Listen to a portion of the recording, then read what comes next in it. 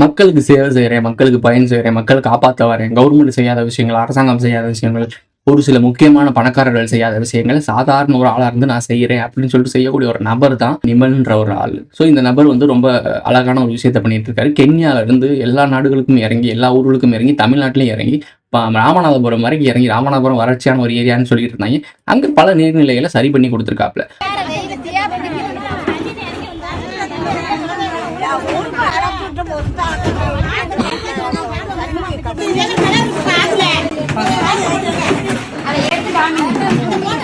அதாவது அரசாங்கம் சர்வீஸ் பண்ணி கொடுத்துருச்சுன்னா மக்களுடைய தேவை நீர்நிலை பூர்த்தி அடைஞ்சிரும். பூர்த்தி அடைஞ்சிச்சுன்னா விவசாயம் செழிச்சிரும். விவசாயம் செழிச்சிருச்சுன்னா மக்கள் நிம்மதியா வாழ்ந்துருவாங்க. மக்கள் நிம்மதியா வாழ்ந்தாங்கன்னா அரசியல்வாதிகள் அரசியல் பண்ண முடியாது. புரியும்னு நினைக்கிறேன். அதுக்காக ஒரு சில விஷயங்கள்லாம் தடுத்து வச்சிருப்பாங்க, நிப்பாட்டி வச்சிருப்பாங்க. அதை போல இவர் சரி பண்ணிக்கிட்டு இருக்காப்புல. அப்படி சரி பண்ணிட்டு இருக்கும்போது அரசியல்வாதியோட ஒரு ஒரு அஜெண்டாவுக்கே ஆபத்தா மாறும்போது அதுக்கான வேலைகளை செய்யத்தானே செய்வாங்க. அதைத்தான் இவர் இன்னைக்கு தன்னுடைய ஃபேஸ்புக் பக்கத்துல போட்டிருக்காரு போஸ்டா. பாத்தீங்களா? இதை நீங்க பாத்தீங்கன்னா உங்களுக்கு தெரிஞ்சிருக்கும். அவருக்கு உயிருக்கே ஆபத்துன்னு சொல்றாரு. இப்படி உயிருக்கே ஆபத்துன்னு சொல்லி சொன்ன 2-3 சமூக ஆர்வலர்கள் இறந்து போயிட்டாங்க. இப்போ அடுத்து ஒரு சமூக ஆர்வலர் அவங்க ஒருத்தர் குவாரியை காப்பாத்தினாரு, இன்னொருத்தர் இன்னொரு மக்களுடைய போராட்டம், அதாவது சரக்கு பிளாக்ல விற்கிறாங்க, ஒயின் ஷாப் நடத்துறாங்க, இந்த மாதிரி நடத்துறாங்கன்னு சொல்லி இல்லீகலான போதைப் பொருட்கள் பண்றாங்கன்னு சொல்லி சொன்ன வரையும் வெட்டினாங்க, போலீஸ் ஸ்டேஷன் போறாங்க, திருப்பி வெளியே வராங்க. ஸோ மக்களுக்கு நிற்கிறவங்களுக்கு மக்கள் சப்போர்ட் இல்லைன்னா படம் ஓடாது. நீர் இன்றி அமையாது உலகு, நீர்நிலை இன்றி அமையாது நீர் அப்படின்னு சொல்றாரு. உங்களுக்கு புரியுதா மேட்ரு? நீரின்றி அமையாது உலகு திருவள்ளுவர் சொன்னது. ஸோ இப்போ நீரின்றி அமையாது உலகம் உண்மைதான், கரெக்டாக நம்ம சொல்லியிருக்கோம். நீரின்றி அமையாது பிரபஞ்சம் சொல்லியிருக்கோம். ஸோ இப்போ இவர் என்ன சொல்றாரு? நீர்நிலைகள் இல்லாமல் அமையாது நீர். ஆமா, நீர்நிலைகள் இருந்தாலும் தண்ணி வெடிஞ்சு பூமிக்குள்ள போகும். ஸோ அப்புறம் தானே திருப்பி இங்கே ரொட்டேஷன் எடுக்க முடியும். ஸோ நீர்நிலைகள் வேணும், நீர்நிலை தேக்க வைக்கணும், வரக்கூடிய மலைகளை காப்பாற்றி வைக்கணும். அப்படி காப்பாற்றி வைக்கிற மலை தான் திருப்பி நமக்கு ரொட்டேஷனில் போயிட்டு இருக்கு. இந்த ஆக்வாஃபைனா அந்த மாதிரி வாங்குறோம் பாட்டில், அதெல்லாம் வர தேவையில்ல, நம்மளே எடுத்துக்கலாம் இங்கிருந்தே. ஸோ இயற்கை கொடுத்த கொடையை நாம் சரியாக பயன்படுத்தலை. அதை பற்றி தான் இன்னைக்கான வீடியோவில் பார்க்க போகிறோம். வாங்க வீடியோக்குள்ள போகலாம். நீரென்று அமையாது உலகினில் யார் யார் வானின்று அமையாது.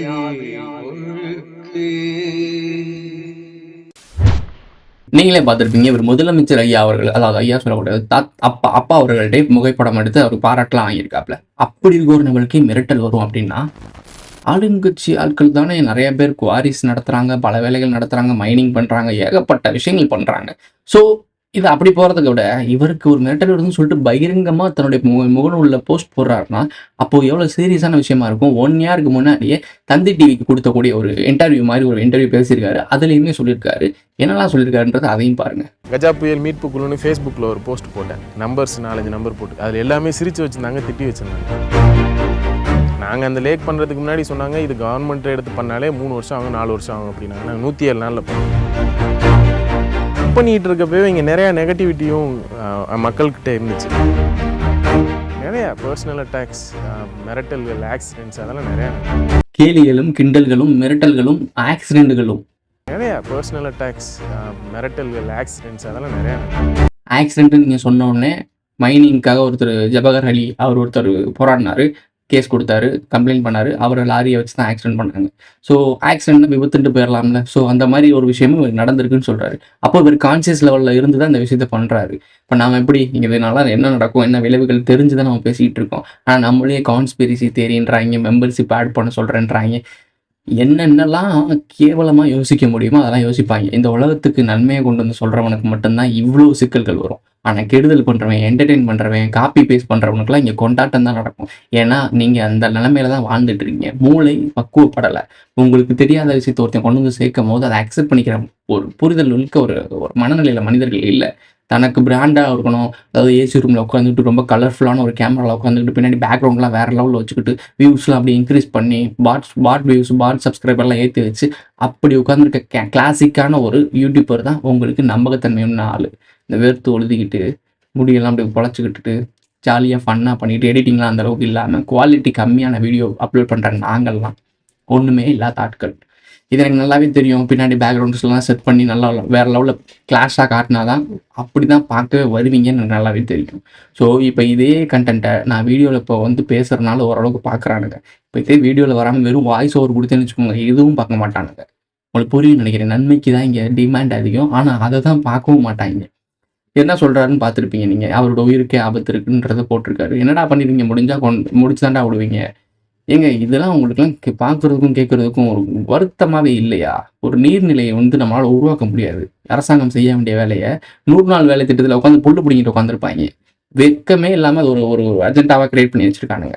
விவசாயத்துக்கு போறவன தடுத்து இங்க உட்கார வச்சுட்டு முடக்கி வச்சுட்டு அத வேற மாரி ஒரு பாலிடிக்ஸ் பண்ணிட்டு இருக்கானுங்க. வடக்கன்ஸ்லாம் இறங்கி இப்போ நாத்து நட ஆரம்பிச்சுட்டாய்ங்க. ஸோ இது வேற ஒரு அரசியல். இந்த அரசியல்லாம் இன்னும் புரிஞ்சுக்காம தற்குறியா இருந்தா ஒண்ணும் பண்ண முடியாது. இத விட்டுரு. ஆனா, இப்படி ஒரு தனிநபர் உள்ள வந்து ஃபண்டிங் மூலியமாவோ, இல்ல ஏதோ செய்ற மூலியமா மக்களுக்காக அந்த நீர்நிலைய சரி பண்ணி குடுத்துட்டு இருக்காரு. வேற வேற இடங்கள்ல, வேற வேற நாடுகள்ல போய் செஞ்சுட்டு இருக்காரு. இவர மாரி ஆட்கள வளர்த்து விட்டா, இவருக்கு இன்ஸ்பிரேஷன் ஆகி நெறைய பேர் மக்களுக்கு சேவை செய்வான். இதுதான் சமூக சேவை. இத செய்ய வேண்டிய ஆட்கள், இதோட பாராட்டக்கூடிய ஆட்கள், இத ஊக்குவிக்கக்கூடிய ஆட்கள்னா கவர்மெண்ட். ஆனா, அந்த நபருக்கு இப்படி ஒரு மிரட்டல் வருதுன்னா, இத டக்குன்னு ஆக்ஷன் எடுத்து என்னன்னு பார்க்கணுமா இல்லையா? மைனிங், குவாரின்றது உள்ள தோண்ட தோண்ட நீர்நிலைகள்ல பாதிக்கப்படும். ஊத்து நீர் இருக்குல்ல, அதாவது அண்டர் வாட்டர் நீர் இருக்குல்ல, இந்த போர் போட்டு எடுக்கிறோம்ல, அது பாதிக்கப்படும். ஸோ, இப்போ அந்த மைனிங் எடுக்கிறத பத்தி ஒருத்தர் குறை சொல்லி தப்பு பண்றாய்ங்க, திருடுறாய்ங்க, கவர்மெண்ட் நிர்ணயித்த அளவுக்கு மீறி கொள்ளையடிக்கிறாய்ங்கன்னு சொன்னா, அவர் லாரி அடிச்சு கொன்னு ஆள் காலியாகி போயிட்டாப்புல. கள்ளச்சந்தையில கள்ள சாராயம் விக்கிறாய்ங்க, பிளாக்ல விக்கிறாய்ங்க. இந்த மாரி மக்கள ரொம்ப துன்புறுத்துறாங்க. அந்த ஏரியாக்குள்ளேயே போக முடியல. இந்த மாரி அப்யூசிவான விஷயங்கள்லாம் பண்றாங்கன்னு சொல்லி கம்ப்ளைண்ட் குடுத்த ஸ்டூடண்ட்ஸ் அங்க இருக்க ஏரியா பசங்கள அடிக்கிறானுங்க, வெட்டுறானுங்க. என்னங்க தான் நடந்துகிட்டு இருக்கு இங்க? என்னதான் நடந்துட்டு இருக்கு? நாளைக்கு எனக்குமே ஏதாச்சும் நடக்கிறதுக்கு வாய்ப்பு இருக்கு. சீரியஸ்லி. யாருக்கு சொல்ல முடியும் சொல்லுங்க? யாருக்கு வேணா இவ்வளோ பெரிய விஷயங்கள் பண்ணக்கூடிய ஆட்களுக்கும் நடந்துட்டு இருக்கு. இந்த ஒட்டுமொத்த அஜெண்டாவ பத்தி மொத்தமா பேசிட்டு இருக்கோம். ஒவ்வொருத்தவங்களும் தனித்தனிப்பட்ட அந்த தன்னுடைய தனிப்பட்ட விஷயங்கள இறங்கி பண்ணிட்டு இருக்காங்க. நீர்நிலைகளோ, போதைப் பொருட்களோ இந்த மாரி குறிப்பிட்ட விஷயங்கள இறங்கி பண்ணிட்டு இருக்காங்க. நம்ம ஒட்டுமொத்த செக்டார பத்தியும் பேசிட்டு இருக்கோம். இவங்களுடைய செயின் லூப் ஒட்டுமொத்த வேர்ல்டை பத்தியும் பேசிட்டு இருக்கோம். ஸோ, நமக்கும் பிரச்சனை வரதுக்கு வாய்ப்புகள் இருக்கு. ஓரளவுக்கு நம்ம கவனமா இருக்கனால பிரச்சனை இல்ல. பட் நம்மளும் அசால்ட்டா இருந்தோம். அப்ப நானுமே இந்த மாரி ஒரு விஷயத்துல பாதிக்கப்பட்டேன்னா, நீங்க என்ன வேடிக்கை தான் பார்ப்பீங்க என்ன? அடுத்த வேளை இன்னொருத்தன் எவனா வருவானான்னு பார்த்துட்டு போயிருவீங்க. திரும்பவும் திரும்பவும் சொல்றேன். இங்க நல்லது செய்றக்கு ஆட்கள் ரொம்ப ரொம்ப கம்மி. கெடுதல் பண்றதுக்கு உங்கள என்டர்டெயின் பண்ணி நல்லவன் மேல பேர் வாங்கிட்டு, உங்கள வச்சு ஒரு ஒரு ஒரு ஒரு வியாபாரம் பண்ணக்கூடிய ஆட்கள் தான் அதிகம். இதெல்லாம் புரிஞ்சுக்காம இன்னமும் இப்படியே இருந்தீங்க அப்படின்னா, எவ்வளோ நாளுக்கு நம்மளும் இங்க இருப்போம்லாம் தெரியல. நான் இங்கேருந்து கடந்து போறதுக்கு எனக்கு பெரிய விஷயமே கிடையாது. ஐடபிள்யூ சரி ஓகே நீங்க உன்னோட பர்சனல் லைஃப்ப பார்த்துக்கோ. இத நான் கவனிச்சுக்கிறேன்னு சொல்லிட்டாருன்னா, நான் நகன்றுவேன். ஈஸியா நகன்றுவேன். ஏன்னா உங்கள நம்பி சத்தியமா ரிஸ்க் எடுக்கவே முடியாது. ஏன்னா மக்கள் அந்த அளவுக்கு இருக்கீங்க. இந்த மாரி தான் அந்த அளவுக்குலாம் அவேர்னஸ்ல இருக்கீங்க. ஒரு குறிப்பிட்ட ஆட்கள் மட்டும் தான் என்ன லாயலா இருக்காங்க. கதிர் நீ பண்ணு கதிர் நாங்க பார்த்துக்குறோம். நான் சப்போர்ட் பண்றோம்னு இருக்காங்க. அந்த ஒரு நபர்களுக்காக மட்டும் தான் நம்ம இந்த மாரி பதிவுகள்லாம் போட்டுட்டு இருக்கோம். இல்ல நீங்களே யோசிங்களேன். என் கண்ணு முன்னாடி நடந்துகிட்டு இருக்கு. மக்களுக்காக செய்யக்கூடிய ஆட்கள்லாம் அடுத்தடுத்து பயந்துகிட்டு அவங்கள அச்சுறுத்தலும், அவங்க உயிரே மாய்ந்து போறதுக்கும், அவங்க இறந்து போற அளவுக்கு பிரச்சனைகள் நடந்துகிட்டு இருக்கு. இதெல்லாம் கண்ணு முன்னாடி பார்த்துட்டு இருக்கேன். நான் தான் பேசிட்டு இருக்கேன். ஆனா நானும் மக்களுக்காக தான் பேசிட்டு இருக்கேன். ஸோ இதெல்லாம் பார்த்துட்டு நான் இதெல்லாம் பண்ணணும்னு என்ன அவசியம்னு நான் கேட்கிறேன். லைக் போடுறீங்களா நீங்க? கமெண்ட் பண்றீங்களா? ஒரு முக்கியமான இன்னும் என்னென்னமோ இருக்கு. ஒரு சரி ரொம்ப ரிஸ்கியா இருக்கு. ரொம்ப முக்கியமான விஷயம்னா மெம்பர்ஸ்ல போட்டா, அது மெம்பர்ஸ்ல போடுறது அது சேர்றதுக்கு உங்களுக்கு அவ்வளோ கஷ்டமா இருக்கு. என்னங்கடா இப்படி இருக்கீங்க? அப்புறம் எப்படி உங்களுக்கு ஒரு சில விஷயம்லாம் தெரியும்? இப்போ நம்ம வீடியோஸையும் ஐடபிள்யூ வீடியோஸ்லாம் பார்த்து தான் உங்களுக்கு ஒரு சில விஷயங்கள்லாம் புரியவே ஆரம்பிச்சிருக்கு. அப்ப நாங்க அதெல்லாம் சொல்லாமயே இருந்தா இந்த மேட்ரிக்குள்ளேயே தானே சுத்திட்டு இருப்பீங்க. அப்ப அதுக்கு ஒரு வேல்யூ கிடையாதா? ஸ்கூல், காலேஜ்ல நீங்க படிச்சு எதுவுமே கிடைக்காத தெரிஞ்சுக்காத விஷயங்கள இங்க நாங்க சொல்லிக்கிட்டு இருக்கோன்றப்போ, அப்ப அங்க லட்ச லட்சமா கட்டினாலும், கோடி கோடியா கட்டினாலும் உனக்கு பிரச்சனை இல்ல. இங்க ஒரு குறிப்பிட்ட விஷயம் பண்ணி சப்போர்ட் பண்ணி நிக்கிறக்கூடாது. இப்போ எப்படி வானத்துலருந்து மழை பெய்ற மாரி வானத்துலருந்து எங்க வீட்லலாம் தனியா எங்க வீட்ல மட்டும் கூரைய பிச்சுக்கிட்டு விழுந்துட்டு இருக்கா? இப்ப புரியுதா யூடியூபர்லாம் ஏன் அந்த பக்கம் போறாங்கன்னு? இப்ப புரியுதா சமூக ஆர்வலர்கள் முன்னாடி ஒரு கடத்துக்கு மேல ஏன் அந்த பக்கம் சாய்றாங்கன்னு? அந்த பக்கம் சாயறதுக்கான காரணம் என்னன்னா, நீங்க தான். அவங்கள சப்போர்ட் பண்ணி வளர்த்து விட மாட்டீங்க. தேவையில்லாத ஆட்கள வளர்த்து விடுவீங்க. அப்புறம் என்ன ஆகும் அவனுக்கு? கடைசி இந்த பொருள் உலகம். மணி. ஸோ அப்ப என்ன ஆகும்? அதுக்கு யாரெல்லாம் பக்கத்துல திடீர்னு ஒருத்தன் ஸ்பான்சர் பண்றேன்னு சொல்லுவான். ப்ரோ நான் ஸ்பான்சர் பண்றேன் ப்ரோ. உனக்கு என்ன வேணும்னு கேளு ப்ரோ நான் செய்றேன்னு சொல்லி ஸ்பான்சர் பண்றான்னு வச்சுக்கோங்களேன். இல்ல வியூஸ் அள்ளி தரேன், பூஸ்டப் பண்ணி விடுறான்னு வச்சுக்கோங்க. அவன் ஒண்ணு சொல்லுவான். இதெல்லாம் பேசுங்க. இதுக்கெல்லாம் சேஃபா பேசுங்க. இதுக்கெல்லாம் நமக்கு பேசாதீங்க. அப்படின்னு ஐடியா குடுப்பான். அப்போ அவன் என்ன யோசிப்பான்னா, இவ்வளோ நாள் நம்ம பேசி ஒரு பிரயோஜனம் கிடையாது. அப்போ இவங்க நமக்கு சப்போர்ட் பண்றாங்க. சரி ஓகே கொஞ்சம் தானே மாடிஃபை பண்ணிக்கோமே அப்படின்னு மாடிஃபை பண்ணி அப்படியே ஒரு சாரா மாறிடுவானுங்க. இப்படி மாறி போற 50% நீங்க திட்டிட்டு இருக்கீங்க.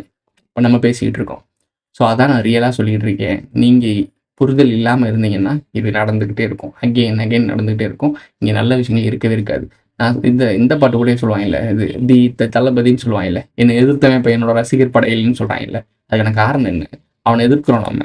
நாளைக்கு என்ன சொல்கிறது, நீங்கள் இப்படியே இருந்தீங்க ஒரு கட்டத்துக்கு மேலே நான் போக மாட்டேன். பட் அப்படியே இப்படியே இருந்தீங்கன்னா, இது என்னோட இந்த மன உறுதி உடஞ்சிச்சுன்னா, நான் அவங்க சைடு போகாட்டியும் இதை விட்டு நான் வெளியே போகிறதுக்கான வாய்ப்புகள் இருக்குல்ல. உங்களுக்கு புரியவே மாட்டேங்குது அதோட சீரியஸ்னஸ். ரொம்ப நாள்லாம் இல்லைடா, 5-6 வருஷம் தான்டா இருக்குது ரிஸ்க் எடுக்க போகிறதுக்கு. அது பிழிச்சுக்க பொழைச்சிக்க சொல்ல வேண்டிய விஷயத்த சொல்லிட்டு தான் இருக்கோம். கேட்குனா கேளு, கேட்கறனா கடந்து போயிட்டே இரு. அவன் தலையெழுத்து அவன் தான் எழுதியிருக்கு. என்னோட விதி நான் சொல்லிட்டு இருக்கேன். எனக்கு சொல்லணும்னு தோணுது. நான் சொல்ல வேண்டிய இடத்துல இருக்கேன், சொல்லிட்டு இருக்கேன். கேட்குறவங்க கேளு. நாளைக்கு நானும் போஸ்ட் போட்டாலும் போடலாம். எனக்கு ஒரு அச்சுறுத்தல் இருக்கு. அப்பயும் நீ கடந்து தான் போற. இதோட இந்த வீடியோ முடிஞ்சிச்சு. இந்த வீடியோ பிடிச்சிருந்தா லைக் பண்ணுங்க, கமெண்ட் பண்ணுங்க, சப்ஸ்கிரைப் பண்ணுங்க, மறக்காம பெல் ஐகானை ஆல்ல போட்டு இந்த விஷயம்லாம் ஷேர் பண்ணுங்க. சேனல் மெம்பர்ஸ் ஆகி சப்போர்ட் பண்ணணும்னு நினைக்கிறேன். ஜாயின் பட்டனை போட்டு விடுங்க. உங்களுடைய கருத்துக்களை கண்டிப்பாக பதிவு செய்யுங்க. அடுத்த வீடியோவில் சந்திக்கலாம். சொல்கிறத சொல்லிட்டு தான் இருக்கோம், கேட்கறதா இல்லை.